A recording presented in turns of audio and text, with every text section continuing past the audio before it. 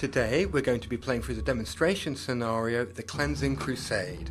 We'll be playing as Avulas, who is a High Elf Theocrat.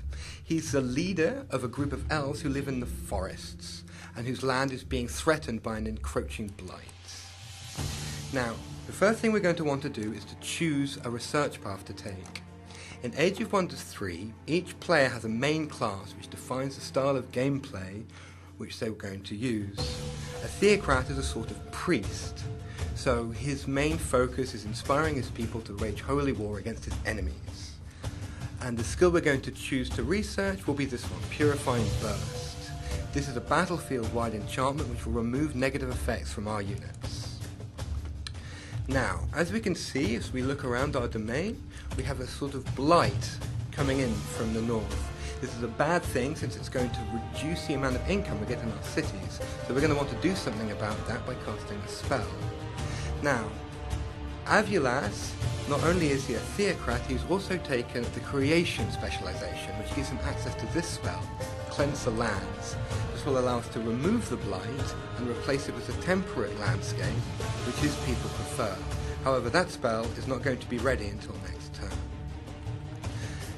So, next we'll want to have a look around our domain so to get a vague idea of where we stand. So we're going to take our leader from the capital city and move him onto this reflective board to the southwest. Now up to the north I saw this dragon's graveyard over time is going to start producing units that will threaten our empire. So it's quite a high priority for us to try and go and get rid of that. We have a stack here, our hero Ealdor the Fierce, who we can send up north, ready to deal with this next turn. Also, to the west, one of our gold mine appears to have been taken over by a group of human scoundrels. It's obviously not a good thing, so we'll want to get rid of those guys as well. Let's move that leader up here. Select auto combat. It's not going to be a very interesting fight anyway, and that problem at least has been dealt with. Move to the next turn. And our Cleanse the Land spell is ready to be cast. So, we center on this little sign here, and looks okay. The blight has been gone, at least from the immediate area, and our citizens are happy.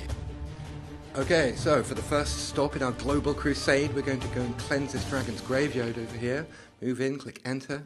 On the left, we see our force of good against the evil armies of darkness on the right. Looks like we're going to be fighting a dragon. So click on manual combat.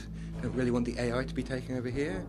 Here we see the dragon's graveyard with the big scary bone dragons coming over here to probably do something really horrible to us. Yep, and there he goes. Breath. And now the other guys are coming in to follow up behind, the evil minions. Now as Theocrats we obviously have a lot of powers to use against the undead and evil things, and the first thing we're going to try is cast the spell Bane of the Unnatural. This spell will give all of our devout units, which is most of the Theocrat units, a damage bonus against the undead, i.e. this big scary dragon here. Now, the first thing we want to do is try and flank him. So we move around behind him, try and backstab him. This means the dragon will lose one of its retaliations in order to turn around, and will also take extra damage. Our hero can also move in and flank him again. Once again, he loses one retaliation, and on the second strike he gets a retaliation.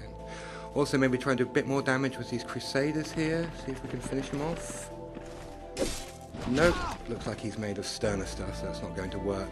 Now, we do have other things that we need to deal with, so we're going to use a little trick that the Theocrat has, which is the convertibility of the Evangelist.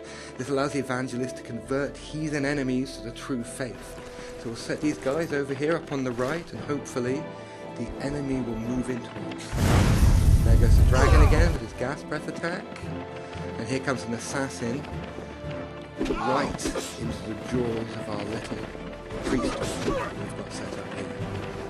Other enemies moving in, fighting, standing. Now the first thing we want to do, our turn again, is Holy War, another spell which once again will boost the damage output of all of our units. Very powerful Theocrat spell. Now all of our units will do damage against all enemies. So the first thing we want to do now is try and convert these assassins. And that, and now they're on our side, so we can send them over there and let them absorb some of the damage from these scoundrels. There we go. Now hopefully our Crusaders can finish them off. You can see these holy war cards. The scoundrels really don't stand a chance against those super buffed units. And hopefully the dragon won't stand a chance either. Nope. There we go. And that just leaves one last little pile of skeletons for us to try and finish off. And down they go as well. And victory for the forces of justice. Okay, so now we've completed that treasure side. We get a reward, a magic sword. Give it to our hero to make him more powerful. And now we're ready to bring the light of faith to the heathen masses across the world.